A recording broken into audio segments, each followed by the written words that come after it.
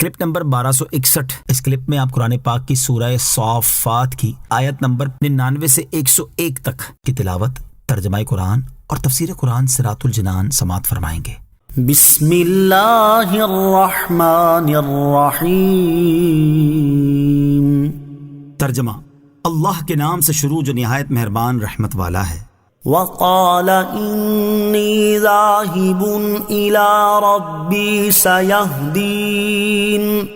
ترجمہ: اور ابراہیم نے کہا بے شک میں اپنے رب کی طرف جانے والا ہوں، اب وہ مجھے راہ دکھائے گا۔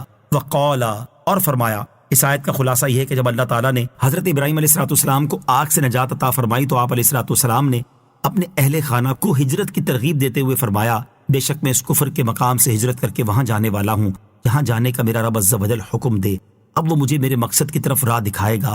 چنانچہ اللہ تعالیٰ کے حکم سے آپ علیہ السلام سرزمین شام میں ارض مقدسہ کے مقام پر پہنچے۔ ہجرت اور فتنے کے ایام میں گوشہ نشینی کی اصل۔ ابو عبداللہ محمد بن احمد قرطبی رحمۃ اللہ تعالی فرماتے ہیں یہ آیت مبارکہ ہجرت اور فتنے کے ایام میں گوشہ نشینی کی اصل ہے، اور سب سے پہلے جس نے ہجرت کی وہ حضرت ابراہیم علیہ السلام ہیں۔ اور حضرت ابو سعید خدری رضی اللہ تعالیٰ عنہ سے روایت ہے حضور اقدس صلی اللہ تعالی علیہ وسلم نے ارشاد فرمایا قریب ہے کہ مسلمان کا بہترین مال اس کی بکریاں ہوں گی جن کے پیچھے وہ پہاڑوں کی چوٹیوں اور چٹیل میدانوں میں اپنے دین کو فتنوں سے بچانے کی خاطر بھاگتا پھرے گا۔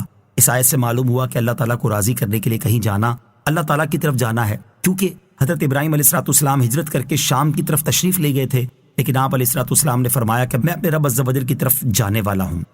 رب هب لی من الصالحین فبشرناہ بغلام حلیم۔ ترجمہ: اے میرے رب مجھے نیک اولاد عطا فرما، تو ہم نے اسے ایک بردبار لڑکے کی خوشخبری سنائی۔ ربی، اے میرے رب۔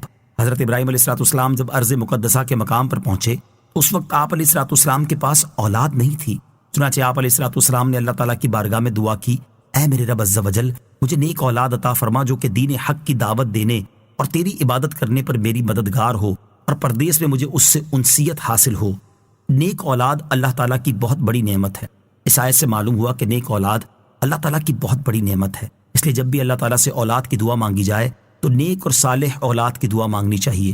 اللہ تعالیٰ نے کامل ایمان والوں کا ایک وصف یہ بیان فرمایا ہے کہ وہ نیک، صالح اور متقی بیویوں اور اولاد کی دعا مانگتے ہیں تاکہ ان کے اچھے عمل دیکھ کر نیز اللہ تعالیٰ اور اس کے پیارے حبیب علیہ السلام کی اطاعت دیکھ کر ان کی آنکھیں ٹھنڈی اور دل خوش ہوں۔ چنانچہ ارشاد باری تعالیٰ ہے والذین یقولون ربنا هب لنا من ازواجنا وذریاتنا قرۃ اعین واجعلنا للمتقین اماما۔ ترجمہ: اور وہ جو عرض کرتے ہیں اے ہمارے رب ہماری بیویوں اور ہماری اولاد سے ہمیں آنکھوں کی ٹھنڈک عطا فرما اور ہمیں پرہیزگاروں کا پیشوا بنا۔ فبشرناہ، تو ہم نے اسے خوشخبری سنائی۔ اس آیت میں حضرت ابراہیم علیہ السلام کو 3 بشارتیں دی گئیں۔ نمبر 1، ان کے ہاں جو اولاد ہوگی وہ لڑکا ہوگا۔ نمبر 2، وہ بالغ ہونے کی عمر کو پہنچے گا۔ نمبر 3، وہ عقل مند اور بردبار ہوگا۔ حضرت ابراہیم علیہ السلام کا وصف، اللہ تعالیٰ نے حضرت ابراہیم علیہ السلام کو حلیم اور بردبار لڑکے کی بشارت دی، اور حضرت ابراہیم علیہ السلام خود بھی حلیم تھے، جیسا کہ ارشاد باری تعالیٰ ہے ان ابراہیم لأواہ حلیم۔ ترجمہ: بے شک ابراہیم بہت آہوزاری کرنے والا، بہت برداشت کرنے والا تھا۔ اور ارشاد فرمایا ان ابراہیم لحلیم اواہ منیب۔ ترجمہ: بے شک ابراہیم بڑے تحمل والا، بہت آہیں بھرنے والا، رجوع کرنے والا ہے۔ اللہ تعالیٰ کے مقبول بندوں کو علوم خمسہ کی خبر دی جاتی ہے۔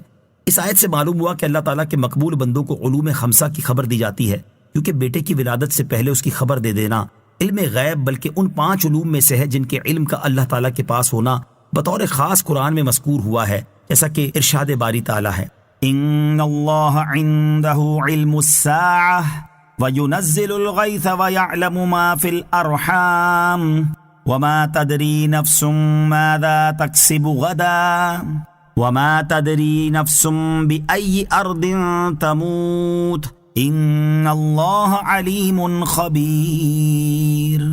ترجمہ: بے شک قیامت کا علم اللہ ہی کے پاس ہے، اور وہ بارش اتارتا ہے اور جانتا ہے جو کچھ ماؤں کے پیٹ میں ہے، اور کوئی شخص نہیں جانتا کہ وہ کل کیا کمائے گا، اور کوئی شخص نہیں جانتا کہ وہ کس زمین میں مرے گا۔ بے شک اللہ علم والا، خبردار